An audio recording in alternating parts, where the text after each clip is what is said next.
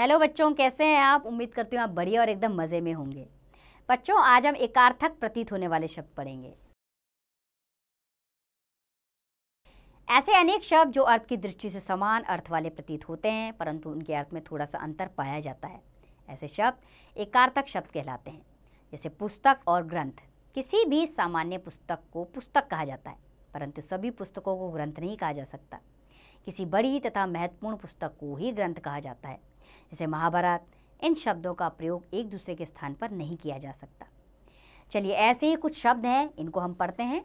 जैसे अमूल्य, इसका अर्थ है अत्यधिक मूल्य महत्वपूर्ण वस्तु। और बहुमूल्य होता है जिसका मूल्य बहुत अधिक हो, अधिक आवश्यकता से ज़्यादा और पर्याप्त आवश्यकता के अनुसार। अनुरोध अपने बराबर वालों से किया जाता है, और प्रार्थना ईश्वर अथवा अपने बड़ों से कुछ बात मनवाना। अभिनंदन अपने से बड़ों का सम्मान एवं स्वागत, और स्वागत किसी के आने पर प्रसन्नता प्रकट करना। उत्साह, जोश और साहस, हिम्मत। श्रम शारीरिक मेहनत, और परिश्रम शारीरिक व मानसिक दोनों प्रकार की मेहनत। मृत्यु किसी आम व्यक्ति की मौत होना, और निधन किसी आदरणीय या श्रेष्ठ की मृत्यु होना। आलोचना गुण दोष दोनों को प्रकट करना, और निंदा बुराइयों व कमियों को बताना। लज्जा संकोच का भाव, और ग्लानि बुरे काम पर प्रायश्चित करना। खेद गलती होने पर दुख प्रकट करना, और शोक किसी की मृत्यु पर होने वाला दुख। भीड़ लोगों का समूह, और झुंड पशुओं का समूह। न्याय सही गलत का फैसला, और निर्णय एक निश्चित बात पर पहुंचना। व्यय साधारण खर्च, और अपव्यय फिजूल खर्च। हत्या किसी निर्दोष को मारना, और वध किसी शत्रु को मारना। अपराध सरकारी या सामाजिक कानून को तोड़ना, और पाप धार्मिक नियमों को तोड़ना।